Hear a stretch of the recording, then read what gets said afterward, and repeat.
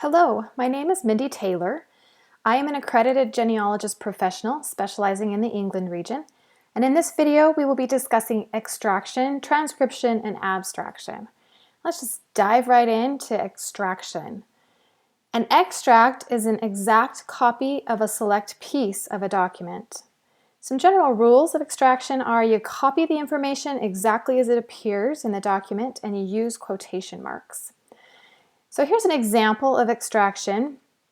We have a full page of baptisms from a parish register, and instead of making a copy of the whole document, all we want is the information that applies to the research we're doing. So we extract that information, copying it exactly as it is written, and put it in quotation marks. So here we have John, the son of John and Anne Johnson, who was baptized February 21st, 1737, and John, the son of John and Anne Johnson, was buried February 26, 1737. All right, moving on to transcription. The process of creating an exact copy of a document with the original grammar, punctuation, spelling, abbreviations, notes, and marks copied as faithfully as possible in a handwritten or typed format. Now, there are two different kinds of transcription. There's full diplomatic and semi-diplomatic. The full diplomatic is a faithful word-by-word reproduction, including misspellings, grammar errors, etc. A semi-diplomatic allows transcriber to expand contractions or update spellings into a modern format. Now, full diplomatic transcription should generally be used in order to retain all of the genealogical value or clues of a document. Expanding abbreviations and modernizing spelling could change the meaning of the original. Here's an example. We have MAR with a superscript Y, which is an abbreviation of the name Marjorie, not Mary. And if you're unfamiliar with that abbreviation and the superscript is removed, you could inadvertently change the name of the person in question. And now all of a sudden you'd be looking for a Mary, not a Marjorie.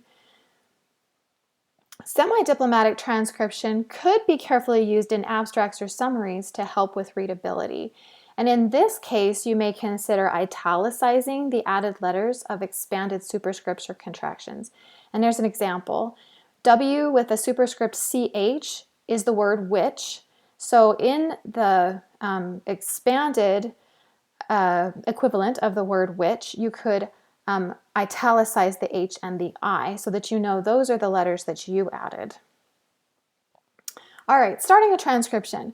We want to read through the entire document first for context. Then you want to note the words that are easy to recognize and use them to identify the more difficult words. A really good tip is to turn off your spell check and your grammar correct option on your word processor.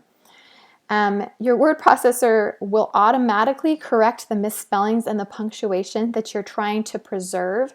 So if you turn it off, then it is a lot less frustrating, I guess, as you're typing along. If you don't have to go back and correct things from a capital to a lowercase and from a lowercase to a capital and fix spelling that was supposed to be incorrectly shown.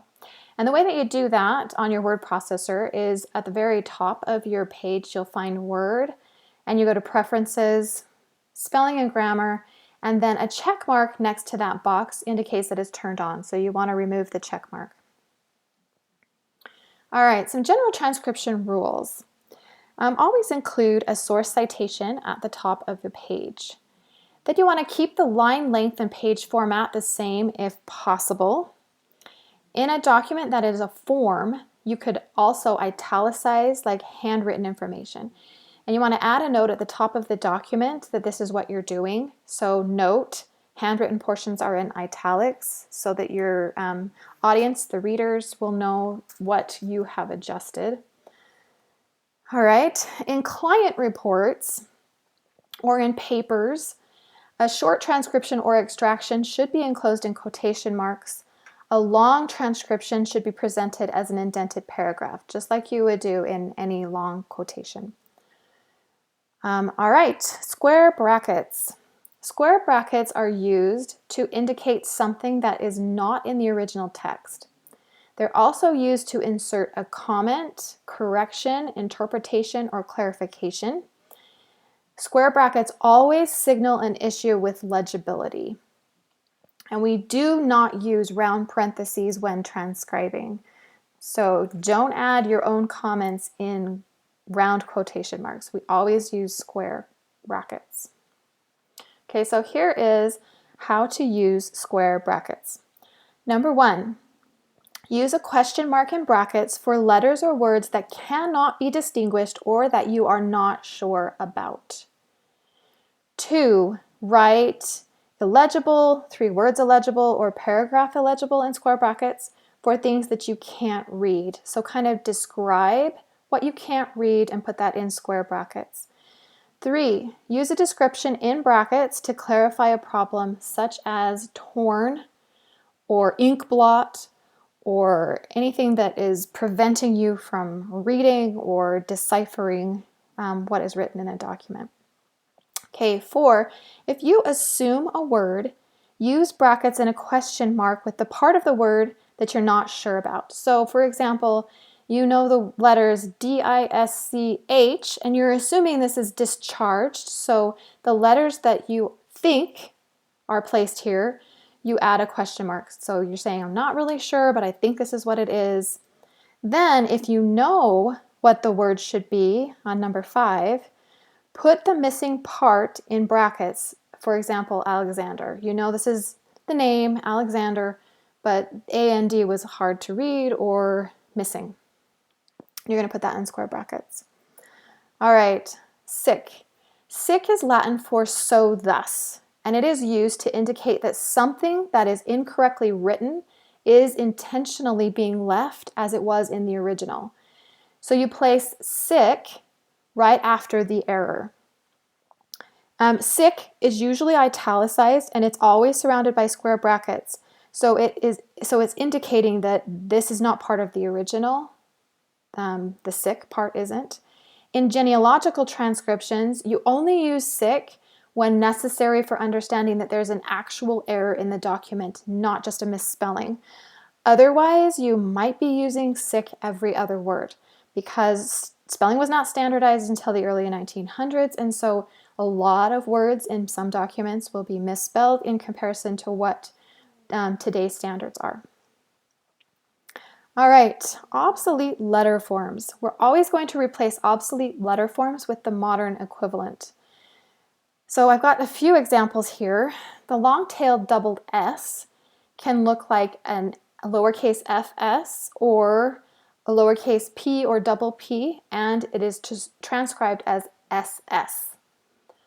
You might also see 2 lowercase f's at the beginning of a word, and that's the early form of the capital letter F, and it's transcribed as the capital letter F. The thorn is originally written as kind of a P shape, and it evolved to look like a Y, and it's pronounced and transcribed as TH or th. You will often see Y with a superscript E, which is the word the, or a Y with a superscript T, which is the word that. And here's some examples of these. So we have the long-tailed double S or the SS. And these examples are, the first one kind of looks like an F, a lowercase f with an S. And the second one is the lowercase p, like a double P or possibly just a single P. An example of the lowercase f's at the beginning of a word, you transcribe it as a capital F. And then I have 2 examples of the and 1 example of that. And it just kind of depends on what the handwriting of the scribe is as to what it might look like. But those are some examples of what you might see. All right, forms of abbreviations and contractions. Newer style abbreviations will look pretty familiar to you. They're just kind of a shortened word with a period or just a shortened word. But then there's also things like breviographs or brevigraphs. There's 2 different ways to spell that word. And it's a type of abbreviation in the form of an easily written symbol or character or a flourish or a stroke. And it is based on a modified letter form and takes the place of the common letter combination. And I'll show you some examples of these in just a second. Okay, now a superscript is when a letter or letters in a word is raised, and it is a form of a contraction and it applies the preceding letters were omitted. You might also see a line or a tilde above a word, and that indicates missing letters. Okay, so let's go over some examples of these. First of all, the period or the shortened word. Okay, so we have VIZ period.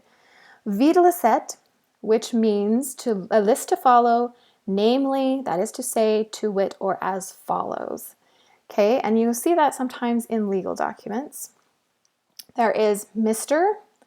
or gentleman or esquire. So these are all abbreviations and examples of shortened word with a period or just the shortened word. All right, these are breviographs. The first one is an ampersand with a C, and it means etc., which means and others, and it's used to indicate a list of things that is not exhaustive. So in old style handwriting, we have an example of it, kind of looks like a C with a squiggle.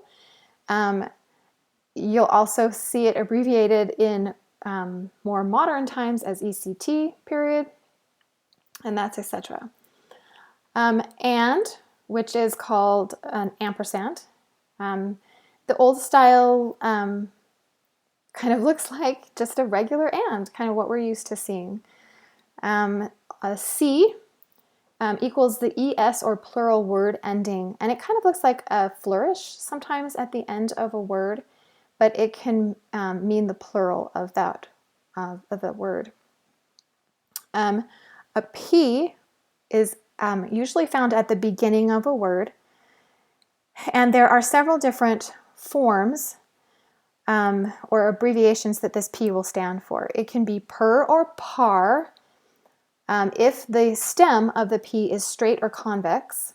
It can be pro if the stem of the P is concave, and it could be pre if there's a little superscript R by the P. So these are some examples of that prefix, either per, par, pro, or pre. X is an abbreviation of Christ, and this is where Xmas comes from, or sometimes in documents you will see Christian abbreviated as an XIAN. The next one is also at the beginning of a word, and it is abbreviating SUR, SIR, or SER, depending on the word, and it kind of looks like a diagonal or shifted B. All right, so let's move on to superscripts. Superscripts just take the letter at the end of the word and raise it so that you know the preceding letters were removed. So we have January, Margaret, William, decedent, or sir. And the superscript can be one letter, it can be two letters, and it can represent several letters being removed or only a letter being removed. It just depends on the word. All right, so a line or a tilde above a word. A tilde is Latin titulus, meaning superscription, and it just indicates missing letters in a word. And so first we have deceased, which is, there's a line above the E indicating some of these letters are missing. The other example of the tilde is Anno Domini, which means it's Latin for in the year of our Lord, and you will see that a lot with dates or in legal documents that kept Latin. So the anno is a superscript, and the domini has a tilde in it, which these are two different forms of abbreviations and contractions, and they're put together to make this word, or two words, Anno Domini. All right. Superscripts, underlined, crossed out, and inserted text should be included as presented. And if you cannot accurately represent something with your word processor, include a note of explanation in square brackets. So how to do superscripts and crossed out text on your word processor is pretty simple. You just type the word as you would with the letters missing. So you're going to remove the letters that, so you're not going to type full William, you're just going to type the word with some of those letters missing. Then you're going to highlight the part of the word that you want to superscript or strike through. Then you go to Format, Font, choose superscript or strike through, and then this is what you'll get. You'll get the William with the superscript or William with the AM crossed out. You can also get to these same, instead of using Format, Font, you can go to your toolbar under the Home tab, and you'll have this font section, and you have an ABC with a line through it, and that is your strike through. Or you have an A with a superscript 2, and that is your superscript. So you just highlight what you want changed, and then you can click on one or either of those buttons to either make it superscript or strike through. All right, diacritical marks. Diacritical marks should be included as presented. A diacritical mark is a mark added to a letter to indicate a special pronunciation. There are 11 different types of marks, and we're not going to get into them all here, but they each affect the way a letter is stressed or the phonetic pronunciation. They are seen a lot in other languages, or if we have borrowed a word from another country, then it might have a diacritical mark with it. To reproduce them on a word processor, you go to Insert and then Symbol. And then you'll have this whole list of letters with applicable diacritical marks. So you just choose the letter and the letter with the mark that you are needing to represent in your transcription. All right, punctuation marks. Punctuation marks should be included as presented as well, just like everything else.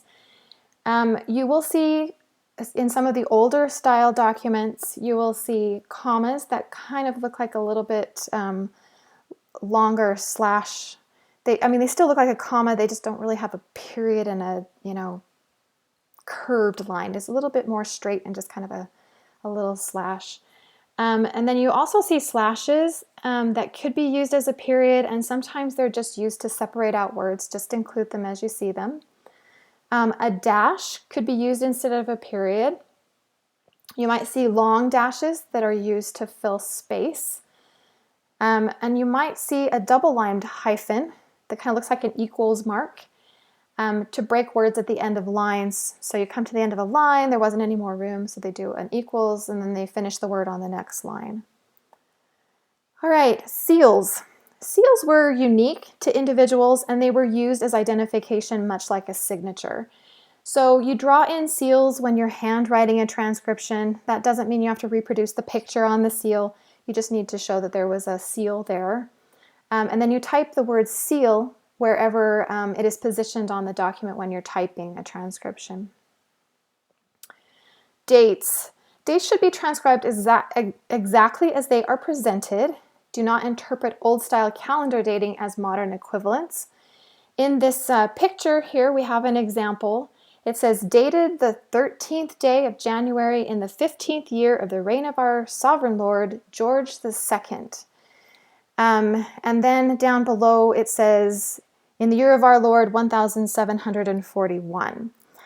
Now, there are regnal calendar calculators that you could plug this information into and get a date, but you will definitely wonder at some point, what did the original say? So it's best not to change or interpret the date. Just write it exactly as it is. And then you can come back and analyze it later and not wonder what the original said or have to reverse calculate it to figure out what date this actually was. Another example might be if a date says the 8th day of the 5th month of 1652, you may interpret it as May 5th, 1652.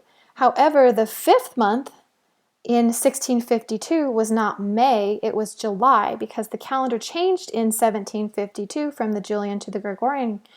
And the first of the year changed from March 25th to January 1st. So leaving the dates the way that they are written can help you keep those clues in place, and things that we might mess up when we're transcribing, we can come back and at least analyze it later and know that that is the way it was originally represented. All right, considering handwriting. Sometimes handwriting is very difficult to transcribe. It's hard to figure out what the letters are, and these are just some ways that you can find help. Letters can be compared with other letters in the document or other documents in the same hand. You can use the context of what's being said to figure out the words. You can use handwriting or alphabet samples for different hands. And this is a picture of an alphabet sample. You can find some very good alphabet samples on script.byu.edu or familysearch.org wiki. They have some great examples. And if there's a certain time period that your document is in and you can find a writing sample for the handwriting during that time period, it could be very helpful for you. So keep those things in mind when you're trying to decipher different things. Here's some things to watch out for. In older documents, the letters U and V were sometimes used interchangeably. V was used as a consonant to begin a word, and U was used as a vowel in the middle of the word. So unto may look like VNTO, and even might look like EUEN. So just keep that in mind. J was also sometimes viewed as a variation of the letter I, and could be used both as a vowel and a consonant. Later years, the J became a consonant and became much more common. But sometimes in old documents, you'll see Roman numerals where they have XIIJ for XIII. So just kind of remember that that might be a case that you might see. Sometimes there'll be flourishes on the end of words, and they might appear to be an E or an S. Now that might actually be the C that we talked about, that kind of looks like a flourish at the end of a word. That might be the plural word ending, or it may just be a flourish. And so if you look at the rest of the document and compare other words, you should get a good feel for whether or not this person just writes that way or whether this is a special word ending. All right, some capital letters can also be easily mistaken for each other. S for capital L, T for F, S for J, etc. There are lots of different ways to confuse letters. And then you want to be careful with an old W, which might resemble no. Okay, so we're going to go over some examples of this, or just one example, sorry. This is Henry Sewell or Jewell. So we're trying to figure out what his last name was. We confuse the S and the J. In an index entry for his marriage record, it says his name is Henry Sewell. His name in his father-in-law's will is written in this example below. So it says Henry, and it's either Sewell or Jewell of Salford. So we compare the S in Salford and another J in John Pickering from the same document, because I know this ancestor's name was John Pickering. And when you start comparing these to each other from the same document, it becomes much more apparent that this is Henry Jewell, not Sewell. So just keep that in mind, that you can compare letters within the same document, and you may know a word with that particular letter, and it helps you figure out what this letter is or what this person's name is. It'll help you clarify. All right, moving on to abstraction. Abstraction is creating an abbreviated copy of a document that records all of the important details, but leaves out excessive wording and boilerplate language. In abstraction versus transcription, abstraction is as much of an art as it is a science, and transcription is much more exact. So abstraction has a little more leeway depending upon your purpose. Do you want to include this in a paper? Does it have to be a certain length? Are you trying to provide this to a client that just needs a shortened, more readable version of the document? Or is it just for your file? So whatever your purpose is, the goal should always be to preserve the information that the document gives. Okay, so first I want to talk about boilerplate language. Boilerplate is a unit of writing used in legal documents that can be reused over and over without change. So there's some ways that you can learn boilerplate, and I think the best way to learn boilerplate is to look at documents that are recorded before and after your document. And that kind of helps you clearly see what wording is being duplicated in that type of a document. If you can't do that, you can also refer to Black's Law Dictionary, and it defines all of the standard language of the law. There's a lot of different editions of the Black's Law Dictionary, so just be aware of that. Some general abstraction rules are: always include a citation at the top of the document. Just like the transcript, you need to be able to locate the document again, or if somebody else gets a hold of that abstract, they need to know where the document came from. Okay, then we want to preserve the exact arrangement of data as it appeared in the document. We want to use the same language and tense of the document. Copy all the names and dates exactly, and then include anything that is described or traceable. And by this I mean land, animals, memorabilia. And then we want to reproduce signatures and signature marks faithfully. Some things to watch for and keep included, I guess, in your abstract are religious clues, anti-slavery sentiments, name changes, the mention of deaths of either witnesses or executors, terms of race or color. Words of the past had different meanings and can contain genealogical clues. So don't leave them out and accidentally miss some kind of genealogical clue.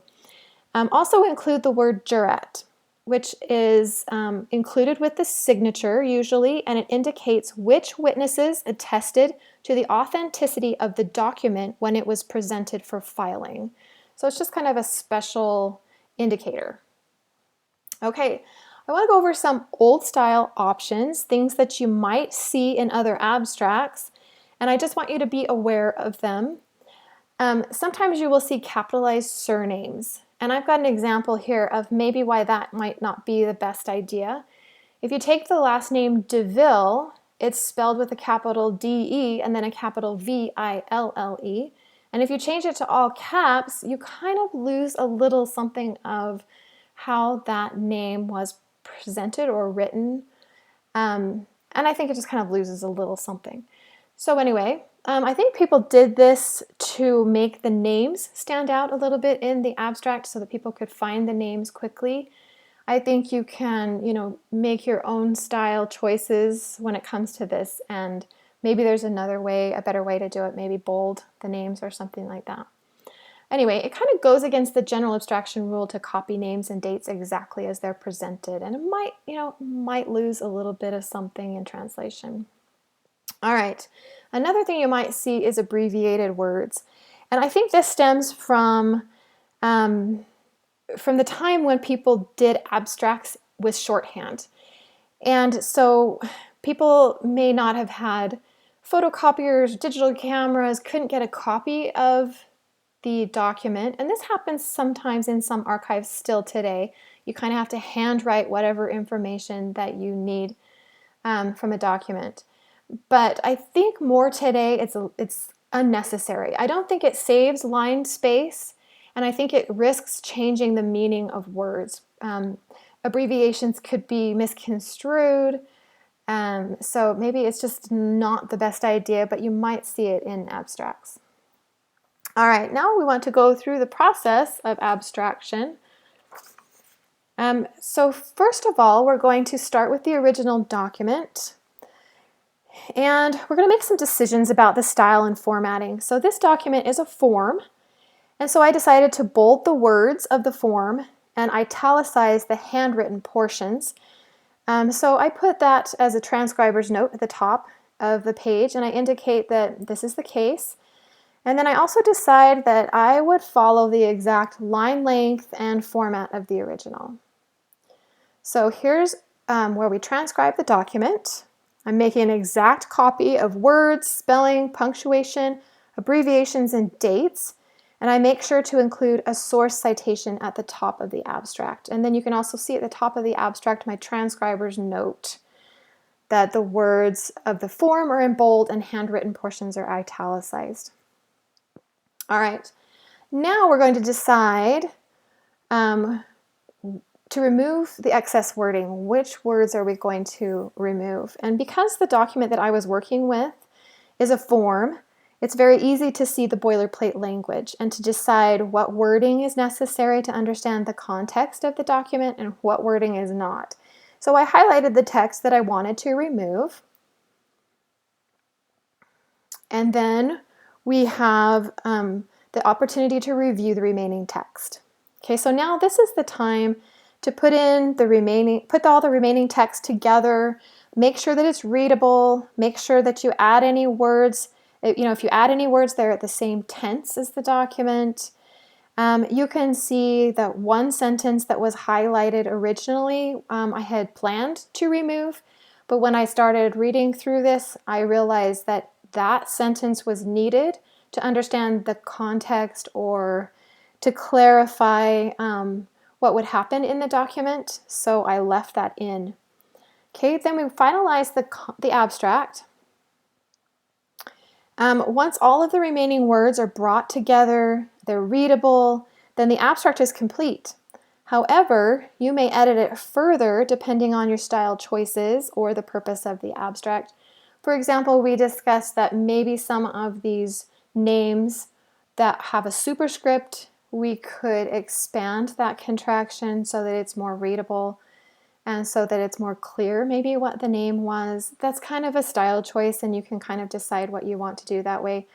The signature block down below could also be raised up and put in line with the text if you felt like that didn't change, or if you needed less, didn't change the meaning of the signatures, or if you needed more, if you needed the space for where you were going to put it in a paper or something like that. You needed to keep that in line with the text so that you keep the abstract shorter, is what I'm trying to say.